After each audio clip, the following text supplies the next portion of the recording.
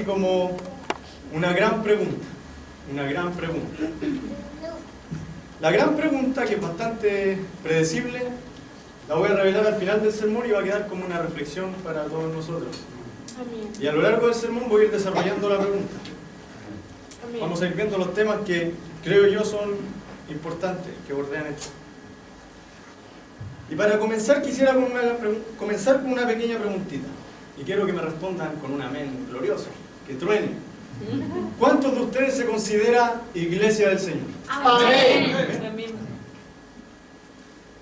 Mi Biblia dice, hermanos, que todo aquel que forma parte del cuerpo de Cristo es hijo de Dios por fe y ha nacido de nuevo, pasando a ser morada, habitación, vivienda del Espíritu Santo. Amén. Amén.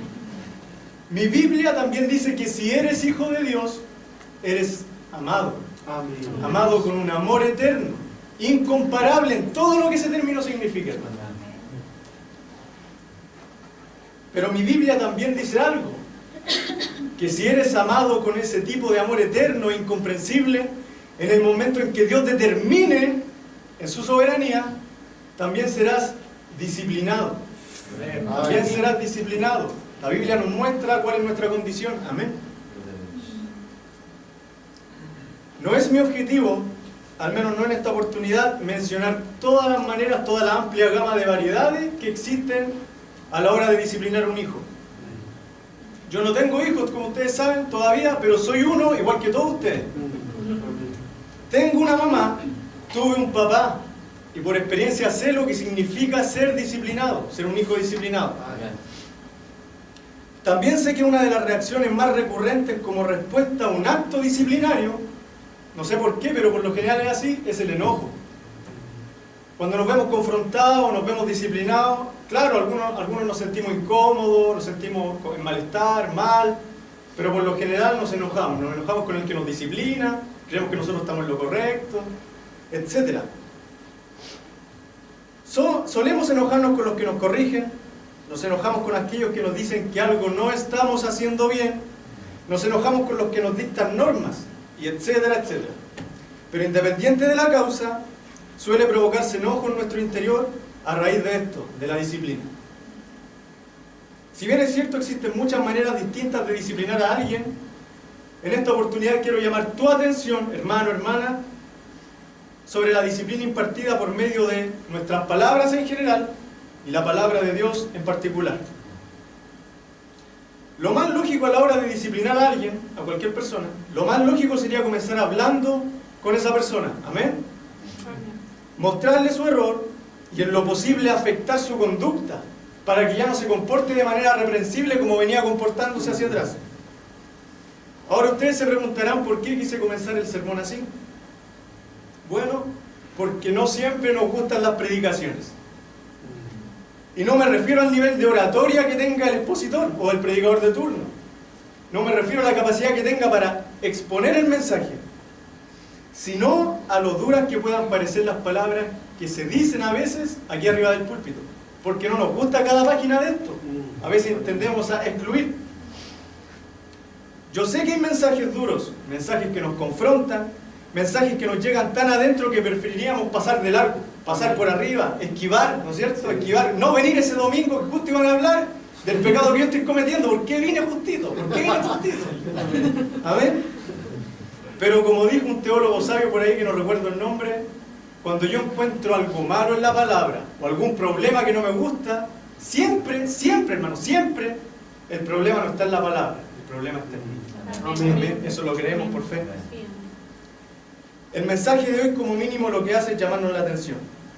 No sobre un detalle menor, ojo hermano, ojo, no sobre un detalle menor, mucho menos sobre algo sin importancia, sino lo que se conoce, escuchen bien, sobre lo que se conoce como el rasgo distintivo de la iglesia de nuestro Señor Jesucristo.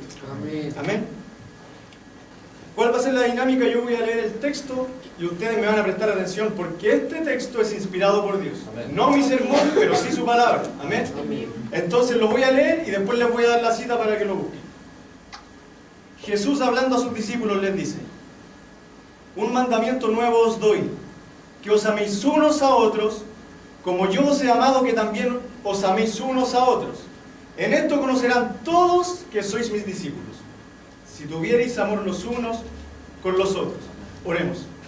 Padre Celestial, gracias por este momento, Señor. Gracias, Padre, porque tú nos libras de nuestros temores, Señor, nos ayudas a compartir tu evangelio. Gracias por esta hermosa reunión, Padre. Ojalá adoráramos siempre así, Señor. Amén. Ojalá cada domingo fuera así, Señor. Amén. Así es, Dios. Gracias, Padre, porque tú nos adviertes antes, dentro y fuera de tiempo, Señor. Amén. Háblanos a través de tu palabra, necesitamos. Amén. Necesitamos amarnos como tú nos has amado, Padre. Gracias, Dios, porque tú eres fiel y no hay otro Dios como tú. En el Amén. nombre de Jesús. Amén. Bueno, el mensaje, como leíamos la lectura bíblica, está en Juan 13, 34 y 35. Juan, capítulo 13, versículo 34 y 35. Si ya están ahí, empezamos. Si analizamos este texto con un poco de cuidado, nos daremos cuenta de inmediato en dónde está el énfasis de nuestro Señor Jesucristo. Miren, en solo 2 versículos, en el 34 y el 35, Jesucristo usa una oración y su variante 3 veces. Me refiero a que os améis unos a otros. ¿Dónde se encuentra esto? En el verso 34, en la mitad, y al final. Y en el verso 35, al final. Ahora, pregunta, ¿por qué repetiría el Señor una misma idea 3 veces casi seguidas en una porción tan corta de la Escritura si no fuera por la importancia que tiene? ¿Amén? Si asumimos que Jesucristo es el Señor, si lo asumimos, si lo creemos por fe, y que es el Hijo encarnado de Dios, por un lado, no podemos pensar por otro lado que mientras hablaba intentaba rellenar y por eso repitió lo que repitió. ¿Amén? Hay algo en esta porción que tiene como objetivo despertar nuestro interés, llamar nuestra atención y hacernos reflexionar. Y si bien es cierto, es el amor de los unos a los otros lo que une cada palabra en los versos que acabamos de leer, hay todavía algo mayor y mucho más profundo que necesitamos entender. Y es esta gran verdad la que nos confronta como iglesia. Aquí vamos a ver más adelante. Toda esta idea del amor entre hermanos va precedida en el verso 34, miren, por la frase, un nuevo mandamiento os doy. Un nuevo mandamiento os doy. Miren, si creíamos que repetir 3 veces lo mismo ya lo hacía algo importante, imagínate ahora que nos damos cuenta que esa idea es un mandamiento expresado directamente por la boca del Hijo de Dios. Directamente por la boca del Hijo de Dios, tu Salvador, mi Salvador. Amén. Si en el Génesis, en sus primeros capítulos, Dios dijo y fue hecho, en el Evangelio de Juan el Hijo de Dios dijo, y ahora tú, yo, ¿qué vamos a hacer? ¿Qué vamos a hacer? Cuando oramos a nuestro Padre y le pedimos, porque es una petición esa que está en el Padre Nuestro, donde decimos, hágase tu voluntad, pero yo caigo en el día a día en la indiferencia hacia mi hermano, ¿no es eso una contradicción? ¿Amén? Puedo expresarlo de una manera mucho más clara y confrontacional. Miren, si pido a Dios, hágase tu voluntad, Señor. Señor, hace tu voluntad.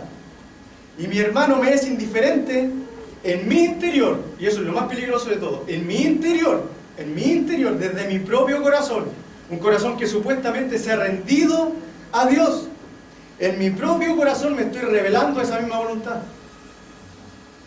En una pequeña frase sería algo así: mientras pido que se haga su voluntad, en mi corazón me estoy revelando a la voluntad que pido que se haga.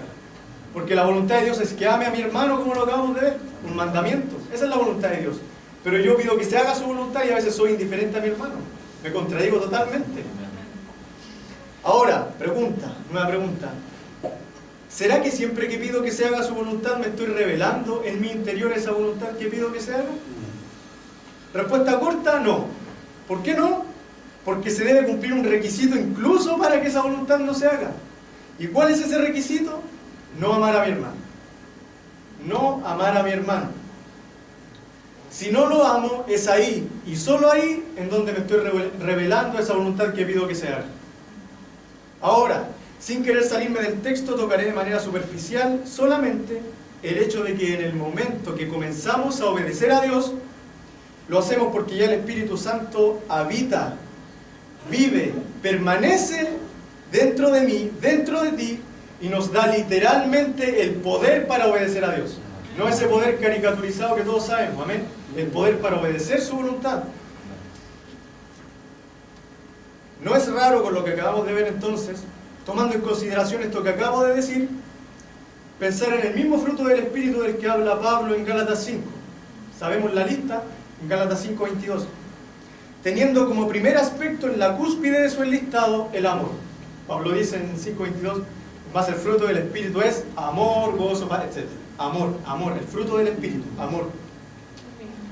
Ahora, y tomando el amor como un aspecto dentro de la buena, agradable y perfecta voluntad de Dios, podemos concluir que todo esto viene inherente a su maravilloso plan eterno. Con inherente quiero decir en palabras simples que el amor viene pegado por naturaleza, pegado, no se puede separar al plan eterno de Dios. No hay plan eterno de Dios sin amor. ¿Por qué envió Dios a su Hijo? Por amor. Amén. Ahora, si el amor está dentro de su maravillosa obra de arte, y si a ti se te ordena amar, y si a mí se me ordena amar, entonces, hermano, el plan de Dios no lo ves desde afuera. Te informo que estás dentro de la soberana voluntad del Señor. Si la grandiosa historia de Dios y su pueblo fuera una obra de teatro, claramente eres uno más entre muchos actores, entre todos los que estamos aquí. No somos los protagonistas, pero por amor a Dios es que tampoco queremos serlo. Amén. Es más que suficiente saber que todo terminará con un final glorioso y que estamos llamados a participar de su obra. Amén. A participar de su obra. Hermano, hermana, Dios nos ha revelado en su palabra que el amor entre hermanos es una parte fundamental de su plan eterno. Y esto quiere decir en palabras simples que estamos llamados a contribuir en el cumplimiento de la voluntad de nuestro Dios. Todo se reduce a que debemos amar para que su voluntad sea hecha, en este contexto de Juan. Ahora, avanzando un poco, si este texto que acabamos de leer, el 34 y el 35, si este texto que estamos leyendo hoy fuera simplemente una repetición de ideas dichas por algún apóstol o cristiano de la Biblia, ciertamente le prestaríamos atención, porque supongo que todos los que estamos ahí estudiamos nuestra palabra, la palabra del Señor a diario, ¿no es cierto? La leemos como mínimo. A veces. También soy uno. Ciertamente le prestaríamos atención, pero solamente los más entregados tomarían cartas en el asunto. Solo los que intentan vivir como verdaderos cristianos pondrían manos a la obra. Pero no tenemos excusa. ¿Por qué? Porque este verso no solo viene de la boca del Hijo Eterno de Dios, sino que como mandato no nos deja ninguna opción a la hora de querer obedecer o no. Cuando alguien me sugiere, alguien que no sea Dios, obviamente, que haga algo, que tome tal o cual decisión, que viva de cierta o de cierta manera, yo tengo dos opciones. Una, decidir vivir en conformidad a lo que esa persona me sugirió o me aconsejó. O dos, tomarlo como una opinión más y hacer todo lo contrario. ¿Por qué? Porque probablemente esa persona tiene una reputación que no lo avala, porque sus consejos probablemente no tienen nada que yo pueda tomar y que me pueda servir, o porque quizás él no vive como él aconseja. En fin, muchos otros motivos. Pero escucha esto, hermano. Si Dios, el Dios omnipotente que todo lo puede, hermano, todo, creador del cielo y de la tierra, Amén. Ese Dios omnisciente que sabe todo y lo sabe de manera absoluta, ese Dios omnipresente que está aquí ahora, amén. Amén. Si ese Dios me ordenara hacer algo, sería totalmente absurdo, como mínimo, no vivir en conformidad a lo que ese Dios me ha ordenado en su palabra. Ahora, volviendo al texto, la idea que más se repite, como vimos, es la de amarse unos a otros. 3 veces, como lo dijimos antes, y esto implica algo bien interesante. Este mandamiento, si ustedes lo ven, es una ordenanza colectiva. ¿Por qué? Porque el Señor no le está hablando a una persona en particular. El Señor le está hablando a todos, obviamente a todos los suyos, a todos los que han creído en Él. Aunque, como veremos más adelante, en esta idea entra todo el mundo, incluido aquellos que no han sido salvos, aquellos que no han creído en Jesús como el Hijo Eterno de Dios. Eso lo vamos a ver más adelante también. Y ahora sí, tomar este mandamiento como lo que es simplemente no basta, porque seríamos legalistas. Podríamos caer en una pereza por el otro extremo espiritual si pensáramos simplemente que como el Espíritu Santo está habitando en mí y habita en ti, tarde o temprano me moverá como una marioneta a hacer lo que se supone que tengo que hacer en mi calidad de cristiano. Pero sabemos por la Escritura que somos totalmente responsables de nuestros actos, de cada uno de nuestros actos. Y tanto más sabiendo que Dios ha puesto en mí, en ti, el poder de su Espíritu Santo, la capacidad espiritual perfecta para llevar a cabo su voluntad sin interferir de manera alguna en mi responsabilidad ante Él. Amén. Amén. Tengo las herramientas necesarias para construir una casa antes que llegue el invierno. De hecho, tengo las herramientas que cualquier maestro de la construcción querría tener. Tengo la mejor tecnología, todo. Y todo el conocimiento también necesario para comenzar. Pero hay un pero. No quiero comenzar. Simplemente no quiero comenzar.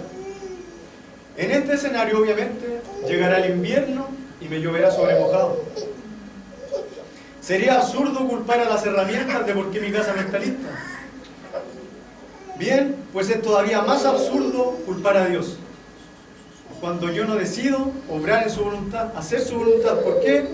Porque a diferencia de las herramientas de la ilustración, Dios es un ser personal y está constantemente hablándome a través de su palabra, que es justamente lo que Dios está haciendo ahora, en este mismo momento, a ti y a mí. Quizás esta ordenanza sea lo más cercano a llevar una vida perfecta en cuanto a mis relaciones interpersonales con mis hermanos, con los demás. En lo concerniente a mi trato con los otros, específicamente, y pensando en el texto que estamos leyendo, a mi trato con mi hermano. Estamos hablando aquí específicamente de mi trato con mi hermano. Del solo hecho de cumplir esta ordenanza a amarnos unos a otros, bien podría resultar ese sueño utópico de lo que conocemos como la paz mundial. Eso que a veces salen los modelos hablando, ¿qué dice usted? La paz mundial. La paz mundial. ¿Se imaginan vivir en un mundo donde todo aquel que se haga llamar cristiano, que profese nuestra misma fe, fuera conocido en todo el mundo por amar a su hermano como nuestro Señor lo amó? Ahora, pasando a otro punto, para ir avanzando, dirijamos nuestra atención al mandato simplemente como algo general. Todos los que estamos aquí hemos recibido órdenes y las seguimos recibiendo en el trabajo, en la universidad, etc. Por ende, todos los que estamos aquí sabemos lo que requiere un mandato, cualquier mandato, el que sea, cualquier orden. El requisito para responder a una ordenanza de manera positiva es la obediencia. La obediencia, la obediencia. En palabras simples para que podamos entender sin tanta confusión de por medio, la obediencia es hacer lo que se me pide que haga.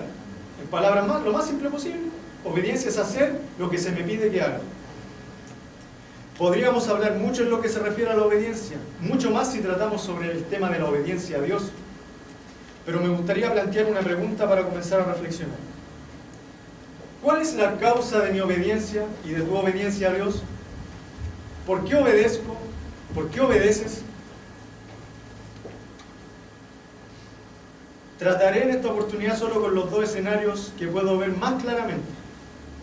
La obligación por un lado y, como nos manda el texto, el amor por el otro. El amor por el otro lado. Obedecer por obligación parece piadoso y se puede llegar a ver incluso bastante cristiano. Pero pregunta, sobre todo los que son padres aquí, ¿se sienten más agradados cuando sus hijos obedecen aun cuando no quieren o cuando lo hacen por amor a ustedes y están siempre dispuestos a obedecerlos en todo? Si estás haciendo algo que no quieres hacer solo porque Dios lo manda y quieres que tus hermanos te vean actuando como un cristiano verdadero, creo sinceramente que se ha perdido toda la esencia de tu cristianismo. Amén. Amén. Nunca es malo obedecer, ojo, nunca es malo obedecer. Pero me atrevo a decir, y esto lo digo sin temor, aquí está en juego la gloria de Dios en tu vida y en mi vida. ¿Obedeces porque lo amas o porque quieres que te reconozcan como una persona obediente? ¿O persona obediente a Dios por un lado o hijo de Dios obediente por el otro? ¿en qué lado estás? O peor aún, si no estás en ninguno, ¿en qué lado te gustaría estar?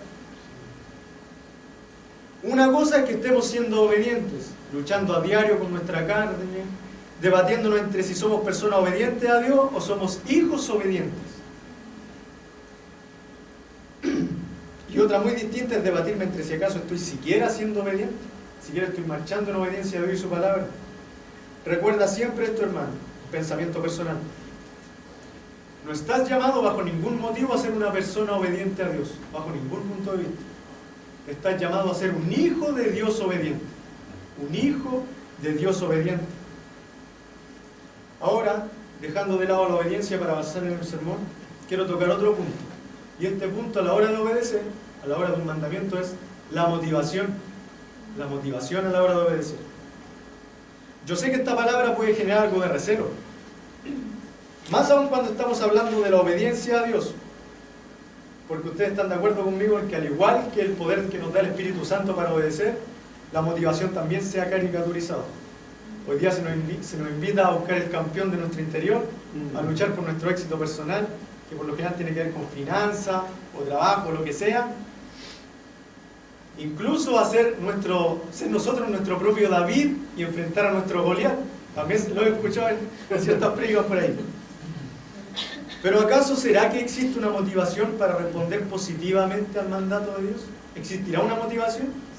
Si algunos la han caricaturizado, ¿querrá decir que es malo siempre? Bueno, hermano, lo necesites o no, necesites motivación o no para obedecer a Dios, el texto que acabamos de ver incluso nos muestra claramente la gran motivación que tiene todo cristiano para amar a su hermano. Y para mayor deleite también tiene que ver con el amor mismo en sí. Si me acompañan al verso 34, Jesús dice: un nuevo mandamiento os doy, que os améis unos a otros como yo os he amado, que también os améis unos a otros. Pregunta: ¿necesitas una motivación más grande, sublime, inefable, o sea que no puedes expresar con tus palabras, incomparable y sobrenatural que aquella que muestra al mismo Hijo de Dios amándote a ti y a mí, que somos viles pecadores? No existe, no existe. Si estás buscando otra motivación, algo mayor al amor de Jesús por ti, algo que te inspire a amar a tu hermano, déjame decirte que no existe tal cosa. No existe algo mayor a la frase como yo os he amado del versículo 34. No existe. Ahora, pasando a otro punto. En este contexto de Juan, por lo menos, según los versos que leemos, Jesús no nos está mandando a amar a nuestro hermano simplemente porque Él nos amó. No, Jesús nos está mandando a amar a nuestro hermano como Él nos amó. Como Él, no simplemente porque nos amó, sino como Él nos amó. Aquí nace una nueva pero importante pregunta. Si Jesús me manda a amar a mi prójimo como Él mismo me amó, la pregunta que viene a mi mente es: ¿cómo me amó Jesús? Si Él me invita a amar a mi hermano como Él me amó, tengo que saber primero cómo me amó Él. Ahora, y antes de responder a esta pregunta, bien podríamos formular otra más simple y relacionada con el mismo tema. La pregunta sería: ¿qué es el amor? Primero que todo, ¿qué es el amor?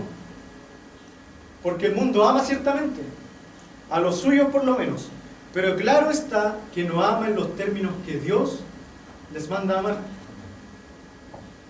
La semana antepasada tuvimos un curso allá en la empresa y fue un hombre que estaba bastante capacitado como intelectualmente. El hombre era karateca séptimo dan, era psicólogo, era pedagogo de educación física, relator, las tenía todas y sabía harto y explicaba muy bien. Y él nos empezó a hablar como de psicología y salió el tema del instinto de supervivencia. Y él nos explicaba un poco.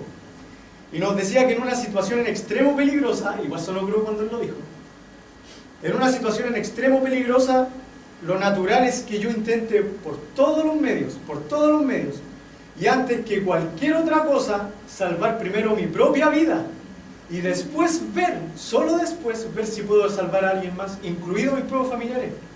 Él nos saca a luz un ejemplo de una mamá que, no recuerdo la noticia, pero Decía que la mamá se había salvado su vida de su incendio en su casa y su hijo había muerto adentro de la casa, que eran como 2 guaguitos. Y decía que la mamá había salido y todos dicen, oh, pero la mamá qué cruel. Pero el instinto de supervivencia, decía el profe ahí, que había llevado a la mamá a salvarse primero, casi de manera involuntaria, y después darse cuenta que su hijo estaba adentro. Ahora, eso generó una pregunta como para la reflexión en mí mismo.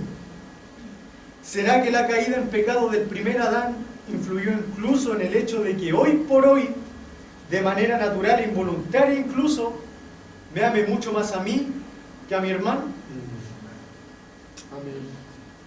Ahora, analicemos brevemente la vida de Jesús y nuestra propia vida para encontrar alguna respuesta a las preguntas anteriores de qué es el amor y cómo Jesús nos amó. Si bien es cierto, se han escrito miles, si no es que millones de libros sobre el amor como tema principal, lo cierto es que la definición más exquisita del término, la esencia misma de esta palabra en su forma más práctica y completa, no se encuentra en otro lugar que no sea la misma Biblia, la palabra de Dios. Quizás al hablar de amor como un término a definir se nos venga inmediatamente a la mente, ¿qué versículo o qué capítulo? Primera de Corintios 13. Primera de Corintios 13. Aquí Pablo no nos enseña simplemente al amor como un mero sentimiento, aunque ciertamente sí es un sentimiento. Pablo va más allá y nos expone de forma clara y práctica cómo es el verdadero amor. Voy a dar una lectura rápida a los versículos más importantes, si lo quieren buscar. Versículos del 4 al 7 de 1 Corintios 13. Pablo dice, el amor es sufrido, el amor es benigno, el amor no tiene envidia, el amor no es jactancioso, el amor no se envanece, no hace nada indebido, el amor no busca lo suyo, el amor no se irrita, no guarda rencor, no se goza de la injusticia, mas se goza de la verdad. Todo lo sufre, todo lo cree, todo lo espera, todo lo soporta. Mantengamos esa definición en mente. No sé si te pasa igual, hermano, pero cuando yo leí esta descripción al comienzo, lo que viene a esa definición, y creo que vas a concordar, estoy viendo en esa descripción la vida y obra de nuestro Señor Jesucristo. Si quisiéramos hacerlo todavía más específico, lo que se vislumbra es la cruz de Cristo. La cruz de Cristo. ¿No se te hace curioso el hecho de que definir amor sea tan difícil, pero verlo ejemplificado en la práctica sea tan fácil? Solo mirar la cruz, solo mirar la cruz. Un abuelito puede mirar la cruz y entender el amor. Un niño puede mirar la cruz y entender que uno murió por él. Pero ¿por qué debo mirar la cruz para contemplar el verdadero amor, en caso de que exista el verdadero amor? ¿Será realmente la cruz el ejemplo máximo de amor que se podría haber expresado alguna vez? Estas dos preguntas se responden gracias a Dios mismo, de la boca de nuestro mismo Señor Jesucristo, quien nos enseñó en el mismo Evangelio de Juan, sin perder el contexto, en el capítulo 15 lo siguiente: nadie tiene mayor amor que este, que uno ponga su vida por sus amigos. Nadie tiene mayor amor que este, que uno ponga su vida por sus amigos. No anoté la cita, hermanos, si alguien se la sabe. Está en Juan 15. Juan 15, 13. Amén. Juan 15, 13. Nadie tiene mayor amor que este, que uno ponga su vida por sus amigos. Si encontramos la cita, quédense ahí.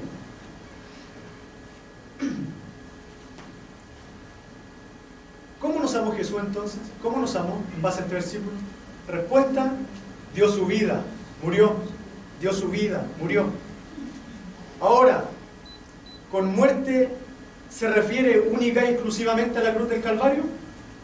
Cuando hablamos de muerte, de la muerte de Jesús, ¿solo hablamos de la muerte en la cruz? Creo yo, y lo digo sinceramente, que la muerte de Jesús es mucho más que la cruz literal, física, ahí puesto el madero y él clavado. En un sentido, Jesús no murió única y exclusivamente clavado en la cruz. La cruz ya la venía cargando desde que comenzó incluso su propio ministerio. En una frase simple y fácil de entender, En el mismo momento en que comienza su ministerio, Jesús comienza a dar su vida por sus amigos. En el mismo momento en que empieza su ministerio, si vemos su obra, su vida y obra, ahí mismo empieza a dar su vida por sus amigos. Primera pregunta, ¿cómo nos amó Jesús? Dio su vida, murió. Segunda pregunta, ¿qué es el amor? 3 palabras se me vienen a la mente en base a lo visto hasta aquí. ¿Cuáles son estas 3 palabras? Muerte, sacrificio, servicio. Muerte, sacrificio, servicio. Pregunta, ¿estás dando la vida por tu hermano? ¿Estás sacrificándote por él? ¿Le estás sirviendo como se debe? La porción que leí, quédense en Juan 15:13, lo que no me deja de sorprender es lo que Juan relata que dijo Jesús, el versículo anterior a Juan 15:13, el 12, le damos lectura. Este es mi mandamiento, que os améis unos a otros como yo os he amado. No sé lo que estás pensando en este momento, hermano, pero es casi idéntico al texto principal de este sermón, de Juan 13, 34 y 35. El amor a mi hermano va de la mano con una entrega de vida, con sacrificio, con servicio. ¿Veo estos aspectos en mi amor por ellos? Porque a veces tiendo, en nuestra manera egocéntrica de verlo, empiezo a analizar, si tú me amas, ¿cómo me debes amar?